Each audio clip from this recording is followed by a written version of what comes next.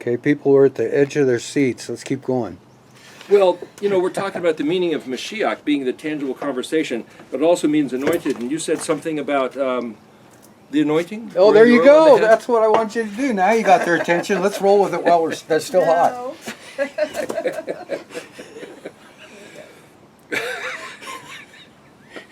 Okay, so the thing is, in heaven, all of a sudden, you see, let's just call it a symbol of what Yeshua came to do, be the lamb who would be slain. Now this lamb also has 7 eyes and 7 horns, but that's also a symbol. What does that mean? Well, what's ayin? Well, an ayin in Hebrew is not just an eyeball, but it's also a letter. And the letter's drawn as a circle. Sometimes it's just a circle, but one form is a teardrop-shaped circle, an elliptical with a little stem sticking out like that part of the eye, with a dot in the middle, which would be the pupil. Well, the thing is about drawing it that way is that it also looks like a fruit with a seed. It also looks like a pasture guarded with the flock in the middle. So depending on how you draw the letters, your mind can think of all these other things. So looking back at the paleo is going to give you a completely different sense than looking at the shape of the letter ayin in modern Hebrew, which is basically like this shape of the Y. So how far can we run with that symbolism? Israel is the one protected by Yahweh. The seed, the tree bearing fruit whose seed is within itself. The DNA is that which drives what the whole body looks like. The word of Elohim, like the dot, the pupil, the DNA, is what fulfilled, creates the entire universe, like this fruit. The measure you use is measured to you. Blessed are the merciful, they will receive mercy. All these things correlating to the letter ayin with the day of Yom Kippur, which is the Mishkan pattern correlated to the Moedim with that particular letter. So once you see the Mishkan pattern, that would be day 5, and that's an ayin, but the word ayin means look carefully, balance exactly, determine with proficiency to what measuring instrument? Scales of balance. This has to equal that. So it's not like the pyramid inch or a tape measure or, is it Celsius or is it Fahrenheit or scales of balance. What balance?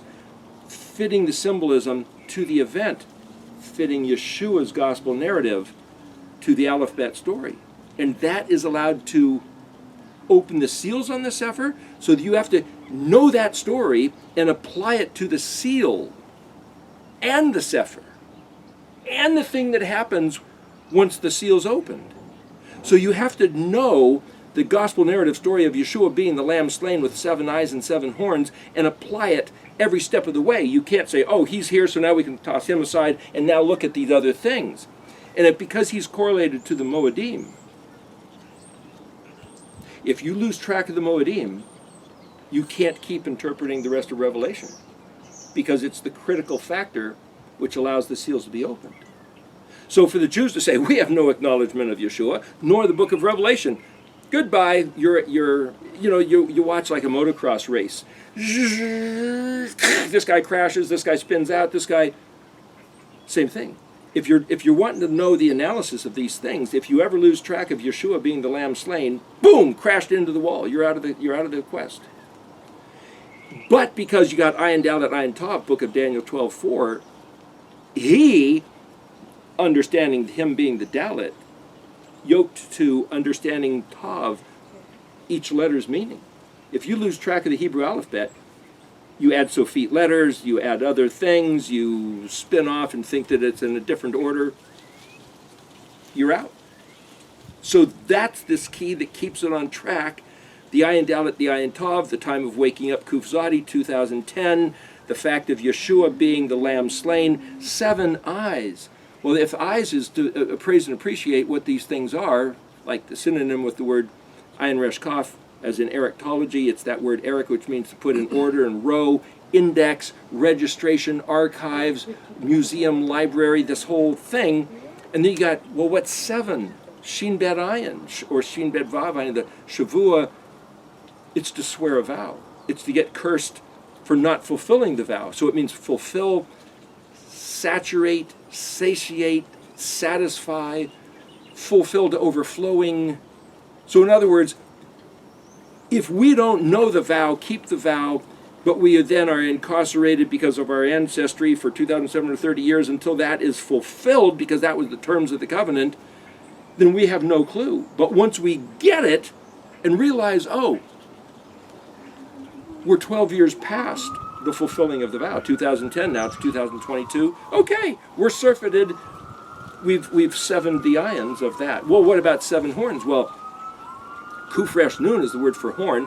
Kufresh Nun, Kufresh Aleph means learn how to read. Kufresh means precious, dear, costly, of great value. Kufresh Nun, well, that if you have Kufresh Aleph Nun, that's the thing you read. That's why it's called a Quran for the people with Arabic, because it's a related language to Hebrew. But Kufresh Nun means one who reads, or the great glory of being literate. Literate of what? Not just your native language, but the language of Yahweh's Sefer. So to realize that the Kufresh Nun is this precious, dear, great treasure of being literate, able to read the 22 letters and know what they mean, is having 7 horns, pictographically.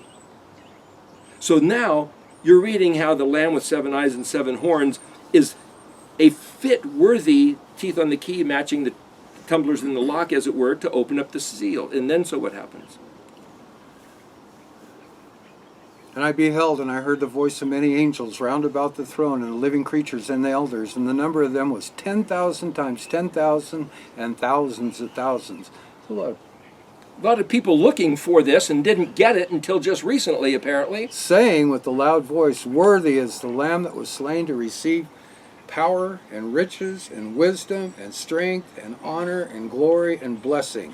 And every creature which is in heaven and on the earth and under the earth, and such are in the sea, and all them that are in them, heard I saying, blessing and honor and glory and power be unto him that sits on the throne, and unto the Lamb forever and ever. And the 4 living creatures said, Amen, truly, truly. And the 24 elders fell down and worshipped him that lives forever and ever.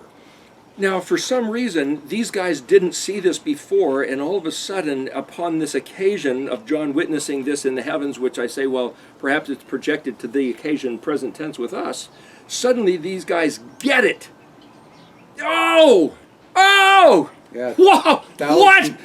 Thousands and thousands and tens of thousands and thousands. And they didn't necessarily Bang. just get that, oh, he's worthy. But all of a sudden, when you see how he fits to the 22 letters of the alphabet, you see how the 22 letters of the Hebrew alphabet have staged everything from the very beginning, before there was a creation, up until now, and that we're right in midstream, and where this is going, and it's like, oh, man, oh, Lord. Can you recall anywhere else in Scripture where that many were rejoicing at once? Maybe when Yeshua was born, but they didn't even see this then. You know, the skies broke open and everybody's singing. Yeah. But so this is my take, this is my translation of Revelation 5:9. Rejoicing in the wit of it all, the irony, the sarcasm, the great turnaround, upside down, in your face switcheroo. They reveled, glorified, hee-haw, at the excellence, gave praise and honor, cum laude, L-A-U-D, that's this Latin word of just like, whoa, this is the highest and best. Finally realized it all makes sense, it all fits, it all works. Smooth as satin, look and see, the equity is perfect. Every angle, every aspect, surrounding every detail. These are all definitions of words that are used in the Aramaic to describe that verse, actually. I'm not making this up. I'm giving you actual translation in a detail. It's like the Gordian knot untied, the hedge of interwoven thorns, kind of like around his head, because that's another symbolic picture. Literally, the mystery is like it's being held by a hedge of interwoven thorns. And so for him to wear this crown of thorns is another picture of the seal that's on this Sefer. And here it is untangled. It's worth singing about. By putting the matter into writing, and here's the key of how it works. By putting the matter into writing, the lamb, the 7 horns, the 7 eyes, the crown of thorns. By taking the picture of symbolism, putting it into Hebrew writing, looking at it into Paleo, induces clarity. And that phrase, induces clarity, is two of the words used in the sentence written in Aramaic, which is with Hebrew letters, of this verse. Like soaking something hard in water to loosen it, allowing the character locked up inside to express its nature, revealing a signet ring of ruling dominion, which enabled him then, that Lamb was saying, to open the seals. It's all picture, all based upon the crucifixion being for our redemption. His death paid the price to acquire ownership of property at the expense of your own blood unto Elohim, is what it says. That act was the supreme power from which purchased every disorder made orderly, every matter misaligned, every idea in the wrong place, every dark and dimmed fuzzy made connected as truth. Bring the scattered tribes into a cohesive, confederated nation. So, then now I'll jump into 6:2, which is the next verse here. This is another way to read exactly what was talked about when he let loose the white horse. Hearing and seeing this vision, horse, white, and given to it. Now this is what was given to the horse. This is the meaning of the word bow and crown. Given to it success, prosperity, raised to a higher dignity, promoted, beginning with spelling words, Aleph Yod Tav. See, it says one sitting on the horse. It's not a man sitting on the horse. It said Aleph Yod Tav, which is the spelling of words, being able to spell words in Hebrew correctly, strong, firm, steadfast, as a bow, an instrument of war, with which to answer difficult questions. See, the word bow is either Kuf Shin Tav or Kuf Shin Tet. Kuf Shin Tet is truth, to be adorned, decorated like the fletchings on an arrow, which cause it to fly straight. The word Kuf Shin Tav, which is the way it's spelled in the A-E-N-T, means to answer difficult questions, because the word Kuf Shin is straw, stubble, chaff, or that which is difficult and rigid and hard and can't be softened to move. So all these things are part of the picture. With which to answer difficult questions as a gift of love to it, including all the resources for success as a betrothal gift. The word for crown, Kaf Lamed Yod Lamed Aleph, in this is actually the word to the betrothed, a bridal gift. Exonerating the harlotry, the word to be equipped or to go out, equipment issues, is nun pei kuf. Vav nun pei kuf is the word used here, but the word nun pei kuf hey is harlot, one who goes out, which is what Israel did, to go out and turn their back on Elohim, on Yahuwah. But then this says, appropriating my purity, innocence, guiltlessly clean, as one deserving, and granting privilege, legal right, benefits of virtue, everything functional, not restrained, as if never even withheld or lost or wasted away. Fully comprehensible. So now this has to do with comprehension, with intelligence, not just some action of some sacrifice. Clarified, become free of any legal encumbrance. That's what these words mean. The last three words that this white horse is given to prevail and conquer and overcome is Zayin Kaf Yod, Vav Zayin Kaf Aleph, Vav Dalet Nun Zayin Kaf Aleph. Zayin Kaf means pure and clean, innocent, guiltless, righteous, successful, granted a title to win, attained, worthy, entitled, exonerated, privileged, benefit, legal right, merit, virtue, the credit side of an account, and to be deserved. And this Dalet Nun means this. It's like the tribe of Dan, cool. The one who figures out the legality of it. You mentioned free of legal encumbrance. You know, like, well, it's in the Greek, but it says the accuser of our brethren was cast down. The word accuser in the Greek means complainant at law. So he's up there. He's using the legal this and that. Mouth and Torah, look what they're doing, look what they're doing, look what they're doing. Day and night, it says. So something about Yeshua being crucified. So here's where the Christian perspective has some accuracy, but they turn a blind eye to the Hebrew. The Jews, the rabbinical Jews, have a degree of accuracy, but they turn a blind eye to Yeshua being Mashiach. And it's only when, like Ayin Dalet, Ayin Tav, two eyeballs, when you have both eyes, that you can blend, that you get the 3D vision where all this works. Well, the point, the upshot of it all is that brings it present tense. This time. We better get into the four horsemen. Well, the white horse, you were over there, I just read Revelation 6:2. Well, I mean to keep pace with what you're saying. Well, here's the thing. If the white horse isn't the Antichrist, isn't the tribulation, but it's Yahweh bringing us back to his words and exonerating us and say, now run like the wind. Now run pure and clean and revel in all the things I promised you, being my people. That's an attitude. It's this consciousness we have to take on, working within the parameters of the covenant, not breaking the terms of the covenant. It's not doing Christmas and Halloween. It's sitting in the sukkah for the week during the 15th to the 21st of the 7th month. Now you got to figure out the calendar. But at least it's this. At least it's blowing the shofar on Yom Teruah. At least it's that. And recognizing his name, he said, Zechariah 13:9, he says, when all, there's going to be coming a desolation, whether it happened in the past or whether it's future, whatever, a desolation of Jerusalem. And he said, and those that I bring into and through the fire will say, two words, they'll say, Yahuwah Elohi. Do they have to know any more Hebrew than that? They'll say these words, and then Elohim says, and I will say, this is my people. What do you have to say? What do you have to mean? Yahuwah Elohi. Well, now in English it says, the Lord is my God. That's not the script. That's a different script. You say the wrong script and he might not say that about you. I'm saying how specifically detailed, what consciousness do we have to fit into this like a puzzle of extreme, all the creatures in heaven and earth looking high and low and can't find the answer and suddenly allows the answer. Is this the answer? Do you realize the privilege we have at this moment to see this?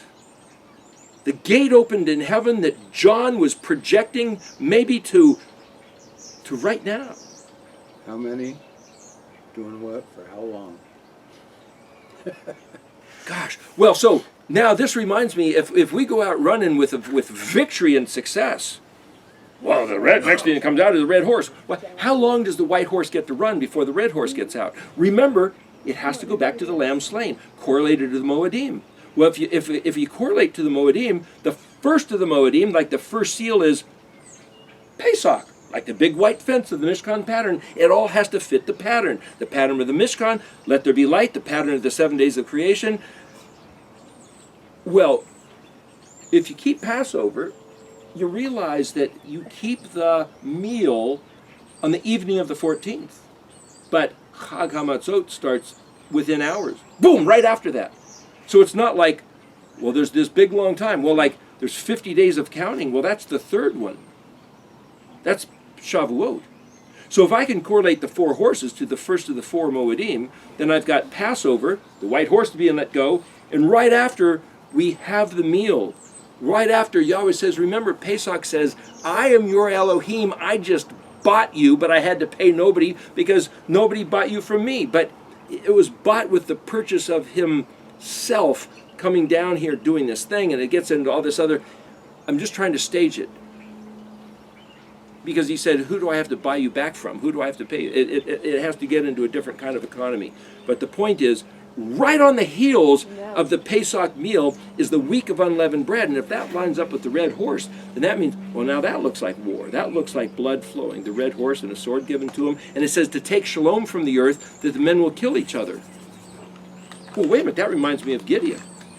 Gideon, remember there was oppression, and Gideon was in some sort of a pump house or something, a cistern, and he was threshing grain because what they I think the Moabites or Midianites, what they would do to the Israelites back then is they'd be sitting back partying, having another beer, and it's like, hey, it's harvest time. Hey, let the Israelites plant the seed, water the ground, pull the weeds, harvest the grain, bring the grain into the storehouse, thresh it and get the grain from the chaff, and just as they get it into bundles, we'll come riding in and take it from them.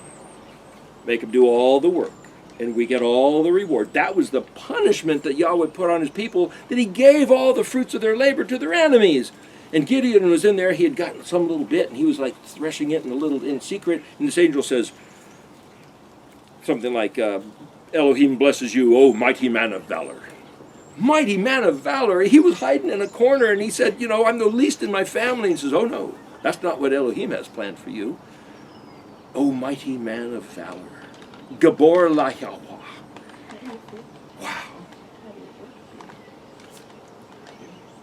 So Gideon, remember, he mustered an army, not too many. All the ones who just got married, all the ones who are afraid, all the ones that just want to be here, send them home. You still got too many. Okay, have them drink. The ones that are on their knees and looking around and cup with their hands, they're in the army. Everybody that put his face in the water, go home, we don't need you. It's like, it got down to 300. It's like 300 against what? Maybe a 300,000 man army, whatever was there. It was a huge army. Three different nations had collaborated to raid and pillage Israel at harvest time here. And he says, I want this to be evident that it's not you and your strength. This is the hand of Elohim. So he's going to take 300 of you, which isn't enough to do anything. But this was the strategy. Go into the mountains, have torches with a clay pot around them so it wasn't putting out any light. Take your shofars in the dark. And at the signal, break the clay pots so the torches appear.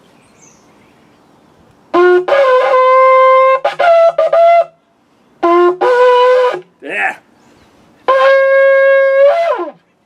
Blow the shofar. You got 300 of them.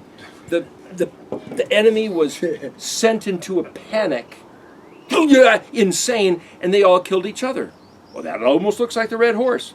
It's not Israel killing each other. It's the people who hate Elohim. Remember? He said, visiting the iniquity of those who hate me to the third and fourth generation. Some people hate Yahweh. Some people are, I don't got time for this, I don't have the heart for this, it bugs the bejeebers out of me, but some people actually just hate him and his stuff. Is he going to send them into a bloodbath frenzy, like sharks feeding on each other? That's what the red horse looks like. And if that lines up with like Hag Hamatzot right after Pesach, if that's what it is, well, how much time do we have once the white horse is let loose before the red horse let loose? Because that's the second seal. And again, it has to fit the lamb that was slain. It has to fit the pattern of Yeshua. Soon as he was crucified, remember, he died early. He died before the other two thieves, so they didn't have to break his legs. And poof, they hauled him off because, whoa, Pesach, the unleavened bread's coming. They had to get him in the ground in a hurry because there it is. We might expect something terrible soon. But if we're listening to the voice of Elohim, remember that's the critical factor. Listening to his voice, saying Yahuwah Elohim. But then what's the scales of the black horse? And how long does the red horse? Well, what's Shavuot? See, Shavuot starts in the middle of the week of Hag HaMatzot. And it's 50 days of counting. Counting? Well, the word counting is also for purchasing. Scales of balance. Now, it didn't say there's going to be a famine necessarily. That's been attributed. A day's wage for a measure of wheat, that's not fair. No, scales of balance is fair. Something about equity. Well, that's the word mishpat. What's mishpat mean? With the measure you use, it's measured to you. Blessed are the meek, for they will receive mercy. Well, doesn't that line up with the third, with the laver? Blessed are the meek, for they will receive, for they shall inherit the earth. That lines up with the laver. So in other words, you get what's coming to you. Well, that's the meaning of the word Jacob.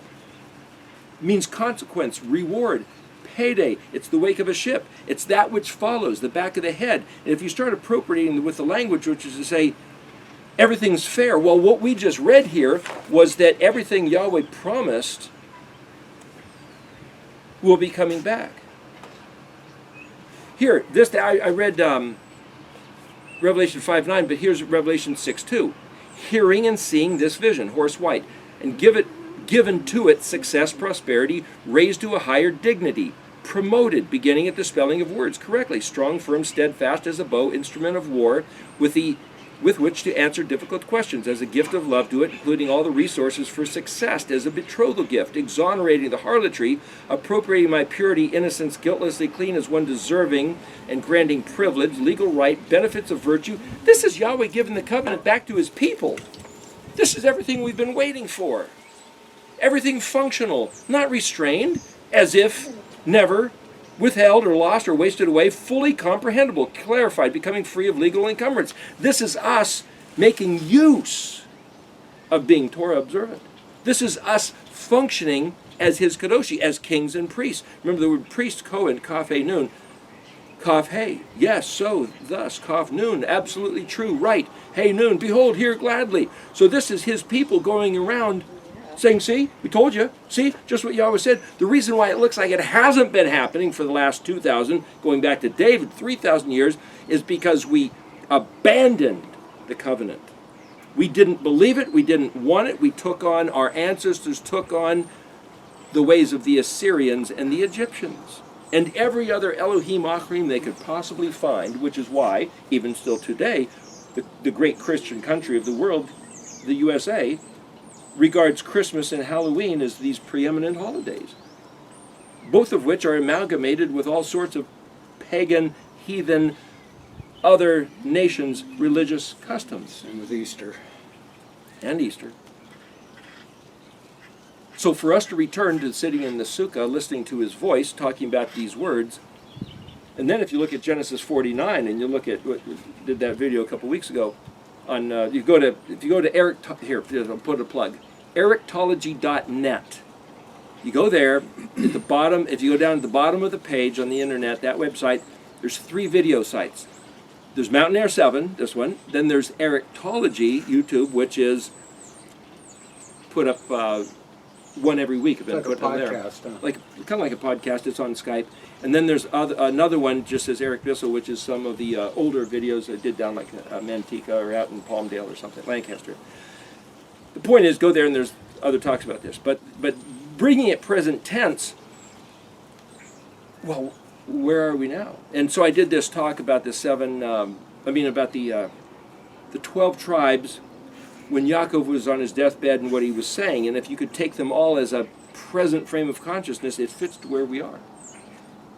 We could go into that if you want in another video. But the point is, so I was looking at also what Moshe was saying. Well, here, I'll read. I just said this the other day. What it seems like is that these things are occurring, and we don't need to be in the dark on why they're occurring. We should fit our understanding to his words and know why they're occurring in the time frame we're in. Let me read about Dan, Asher, and Naphtali. This is Moshe's prophecy on Deuteronomy 33. Once Dan has determined the circumstances, sees the opening, which is what we're talking about right now, he's like a fullback blasting through the scrimmage line on a touchdown run. He waits for the occasion and takes it. As of 2010, the end of the 2007 30-year curse, his sedentariness is calculating occasion and tactic like a rocket with vengeance, jumping out of the disappointment, disgrace, delay, and shame. That's min ha-bashan. Out from Bashan. That's like, what's that even mean? What I'm saying is, you go back and you see what Yaakov said was Dan was like the serpent camouflaged who bites at the horse's heels, causing the rider to fall backwards. It's like waiting until it's time. Right now, the end of the 2007 30-year curse, here we are at this moed. What's the timing? Take it, go, bam! Like handing a football to the fullback and having him blast through the wall like a rocket. This says he jumps out like a lion. Then of Asher. Oh, the next one was Naphtali. I've never heard anybody translate this like this. Naphtali, what a beautiful struggle. Like honey just overflowing out of a saturated hive. Naphtali's wrestle is to fulfill the expectation with passionate desire. With everything he's got, maximum expense of his essence. His enthusiasm pulls up from the inner depths of human potential and releases into expression as a geyser, a bent bow launching its arrow to the ultimate, like a gymnast of Cirque du Soleil, human achievement at its zenith. So it's not just that, oh, this one's about Dan and this one's about Naphtali. Us having the mind like what he described of Dan and the mind of Naphtali. It's once you get this, it's like, whoa, wow! And then of Asher. Understanding how things are constructed, he voluntarily runs to his brother's improvement.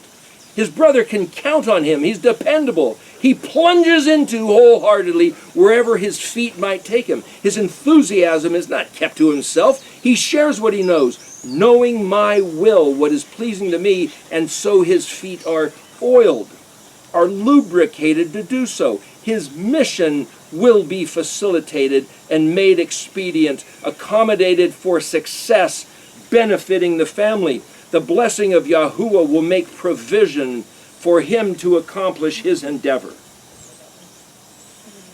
That's the last 3 of the 12, as Moshe gave the blessing. If that's where we are, it's like, man, take this and run. Well, that's a picture of the white horse. So where does that leave us? It leaves us right here. So what do we do with this? Well,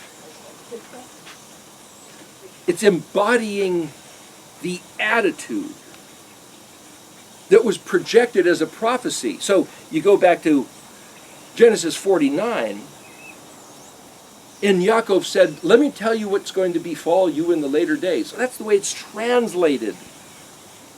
It's not necessarily the way it's been translated has held the mystery locked up until now. So we can't go back to the way it's typically been translated and say, well, that's the answer. The way it's typically been translated is the method of obfuscation which has held it locked up until now. So what do we do now? Look at it in these Hebrew words. Ayin Dalet Ayin Tav of Daniel 12:4. Hide the words and seal the book. Daniel 12:4. Ayin Dalet Ayin Tav, translated until the time of Kuf Zadi, the end, the waking up. The rest of the chapter of Daniel 12, we've talked about before. Well, we could do it again, but every phrase in Daniel 12, I see correlates to the next Hebrew letter, in sequence. Daniel, here's your commission, here's the Aleph. Hide the words and seal the book until the time of the end. Hang on, Kurt, I have to call you later. I gotta go, I'm on there, bye. On record. The point is, if that's the Aleph, the bet is he locked him up into this seed, this enclosure, and then he goes on to say, I saw one on this side of the river and one on that side of the river. That's the Gimel. He sees the Dalet above the waters of the river. He says, hey, how long to the end of these wonders? And that's the Hey. He held up his right hand and left hand, and that's the Vav position symbolically. Swore by him who lives forever. The Zion is to swear a vow. That it would be time times and half a time. Well, that's in the het, that's an enclosure, that's a position. So is it 3.5 years of tribulation? There's a symbolic way to read each of these matters according to the symbolism of the words written in Hebrew according to the alphabetic letter sequence. So why should we regard Hebrew? It's the seals that are written on that scroll in the hand of the one sitting on the throne.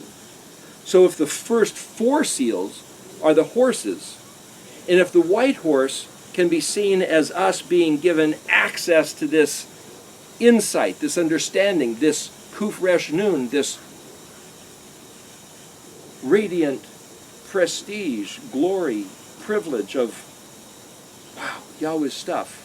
If that's the white horse, and if the second seal speaks of the red horse, of what happens to other people who want no part of being this people, of Yahweh's Kadoshi, then if the black horse then lines up with 50 days of counting, Pentecost, has to do with agriculture, growing food for that season, growing wheat.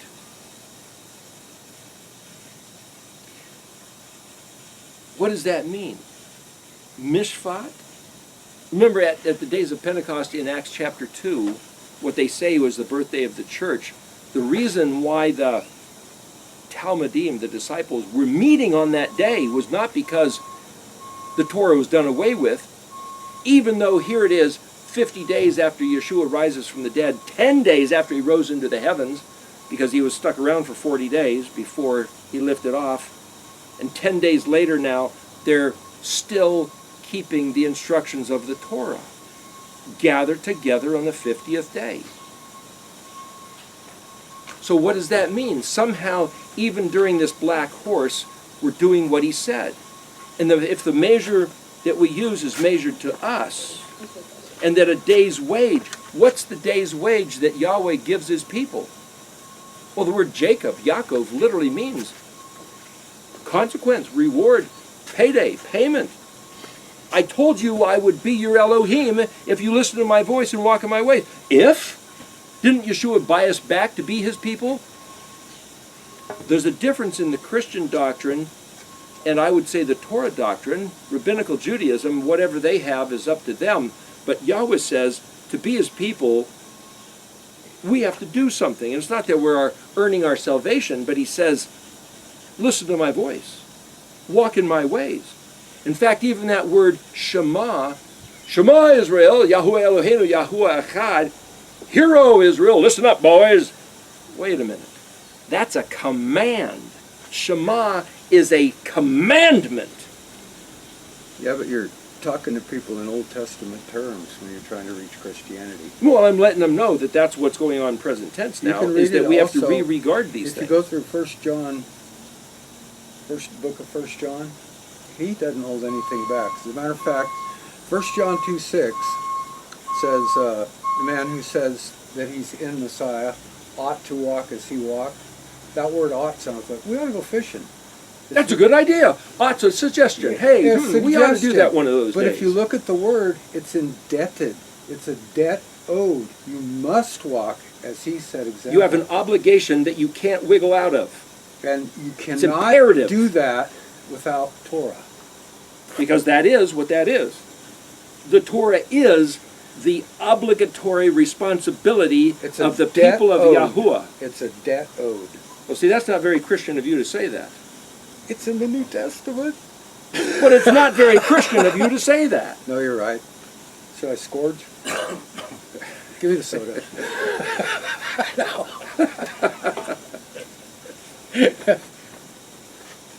It all goes back to the meaning of words, the spelling of words, the Hebrew language of words. And one thing I had noticed back in what Yaakov said concerning Joseph in Genesis 49, two words used in that little message that he gives to him. One is Aleph Vav Tav, which is a letter of the alphabet, and the meaning, using it as a symbol with meaning to the regarding oath, because the word Aleph Vav Tav is even pronounced in English, oath. That's a Hebrew pronouncement also. And there's the word Aleph Yod Tav.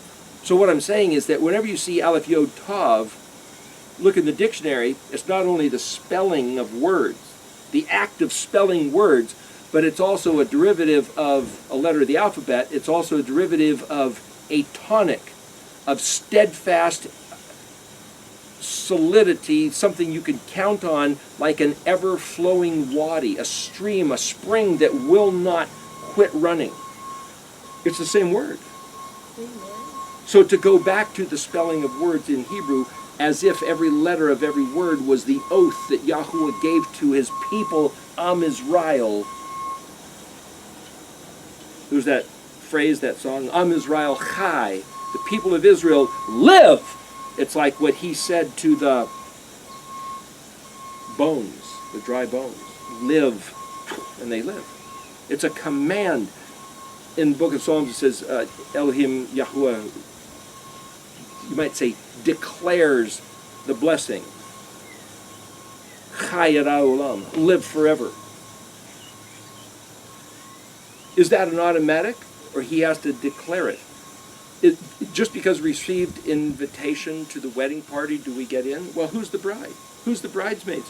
Why only half the bridesmaids get in? Some were invited and they said, we're too busy, so he said, well, they're not getting in. Go get some that were never invited and compel them to come in. The bystanders on the street. You know, there's all these different people that play into the story. Well, who's the bride of Christ? If Israel is the betrothed of Yahuwah that was divorced, is that a legal divorce, or is that just a sending away? Oh, you think you can do better than me? See ya, go say if you can find it. That's the same word, but, oh, divorce. So when we think divorce, whoa, we think... Every word has a meaning in a different language, and when you translate and pile them up, you might easily get distracted, let off, and you don't even know it. There's something so significant about coming back to this language, and I believe especially the Paleo. It's incredible, and this is the time, right now. And to think that it synchronizes with the gears in heaven. But you got to do all this hard stuff. This took us a couple hours. We'll throw a few more branches up there, you know. We'll I'll take a little video of it. Oh, sure, you can do that with the camera before you. And just, you know, I've seen some that are way more extreme. There's that movie that somebody put out a few years ago called Ushpazim. They show in Jerusalem them keeping Sukkot, and there's some traditions they have to do, but theirs is Where's like in a the box. etrog? The etrog. Gosh, well, I have some fruit-tasting water. Is that... my How point, much you want for it? The thing about Ushpazim is they show you how this particular custom is to keep building a sukkah in Jerusalem. It's a box, and they go inside and they eat. And they've got decorations on the walls, and it's like, well, I'm going to have that knock over. What's fair? What's required? Last year, I know a guy, minimalist, who took a branch, tossed it up on the roof of the patio. There's your sukkah. Is that fair? Is that legal? Is that even right? Is that the heart? He said, do whatever you do with all your heart and soul unto Elohim. I was talking to Well, it's a sukkah, but... a lady on Facebook. She goes, wanted to, don't be so hard on me. I want to do Sukkot for the first year. And she goes, well, I just had an idea to put up 3 sheets and I could stay in that. That's good enough. You know, this is your first try. His feasts are cyclical. You're going to lay in that sukkah and you're going to think about things for next year. But that's a heck of a good start. Yehuwah Baruch you. It doesn't necessarily have to have a scene. Well, the thing is, you throw up sheets, but there's something about the word sukkot, samek kaf tav. Sukkot you'd think would be samek kaf av tav. But anyway, it means listening. But it also is interwoven branches. And you could say, well, you know, the dendrites of your brain almost look like branches. And so as you put your mind towards listening to his voice and his words kind of branch out, I'm messing with it, but I'm saying it all fits. But if you had 3 sheets, just find a she branch. was asking about what kind of tree should I gather. I said, and you know, other people were suggesting stuff like, he has no idea how to go get these, you know. She goes, I'll read these words and I'll go get the best thing I can do. There's a fern, there's an orchid, and there's a palm tree right there. Hey, those aren't the official ones. Listen, they're adjectives. There's 4 adjectives. We did a video on that. We did. Go back and look. Where is it? It's on Mountain there 7. Yeah. Anyway, what I'm saying is that make it your own. This should be the same enthusiasm that some people put into decorating your yard on Halloween, your house on Christmas, you know, having a springtime festivity for the kiddies with the maypole and Easter. It's like, get into it for Shavuot, Sukkot, Pesach, unleavened bread. These are Yahweh's ornamentations of his nature, his character, his self. That's what Moed means. Yep. So, just as an encouragement to do it. Probably getting closer. Well, Why don't we wind this down and Ak Sameach, only rejoice, the commandment for Sukkot, regardless of when your calendar is. And we'll have to do another video depending on whatever subject.